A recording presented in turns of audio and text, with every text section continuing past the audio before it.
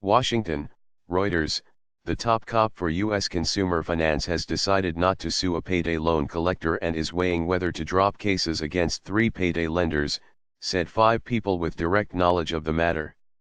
The move shows how Mick Mulvaney, named interim head of the Consumer Financial Protection Bureau, CFPB, by U.S. President Donald Trump, is putting his mark on an agency conceived to stamp out abusive lending.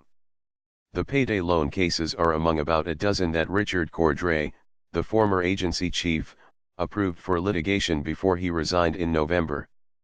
Cordray was the first to lead the agency that Congress created in 2010 after the financial crisis. The 4 previously unreported cases aimed to return more than $60 million to consumers, the People said. 3 are part of routine CFPB work to police storefront lenders.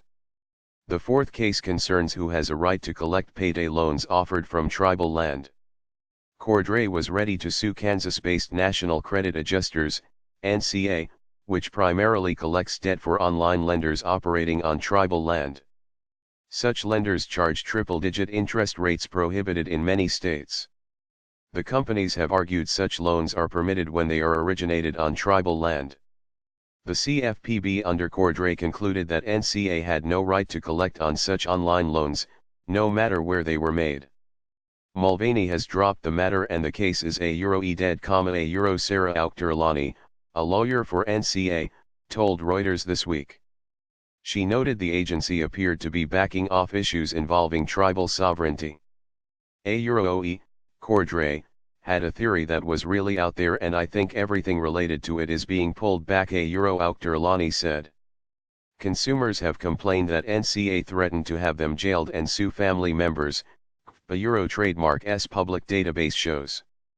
A CFPB investigation found NCA wrongly collected roughly $50 million, of which the agency trademark's lawyers wanted to return about $45 million, sources said. Payday lending often involves low-income borrowers taking out short-term cash loans at high rates. The industry collects about $9 billion in fees annually, according to Pew Charitable Trusts. Supporters say the industry fills a need for customers lacking access to other banking products.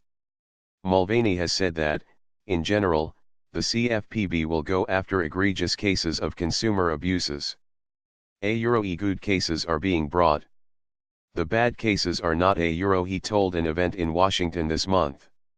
Some former CFPB lawyers said they worry the agency trademark's mission is being eroded. CFPB is supposed to create a level playing field for consumers, said Joanna Pearl, former enforcement attorney. Trademark not sure Mulvaney sees it like that. Payday lending. Mulvaney is reviewing 3 cases against lenders based in southern states where high-interest loans are permitted. He must eventually decide whether to sue the companies, settle with a fine or scrap the cases. Lawyers working for Cordray had concluded that Security Finance, Cash Express LLC and Triton Management Group violated customer rights when attempting to collect, among other lapses. Spokespeople for the companies declined to comment. A spokesman for the CFPB did not respond to a request for comment. None of the sources wished to be identified because they are not authorized to speak about the cases. Security Finance offers loans at rates that often climb into triple digits. Debt collectors working for Security Finance harassed borrowers at home and work, violating federal laws, and the company had faulty record-keeping that could hurt borrowers' trademark credit scores, the CFPB concluded. Customers complained Cash Express used high-pressure collection tactics, the CFPB database shows. Cordray was prepared to sue the company on those grounds, sources said. Cash Express also misled customers by telling them they might repair their credit with a payday loan, even though the lender does not report to credit bureaus, the CFPB concluded. The CFPB faulted Triton Management Group for aggressive collection in 2016 and the company changed some practices, the sources said.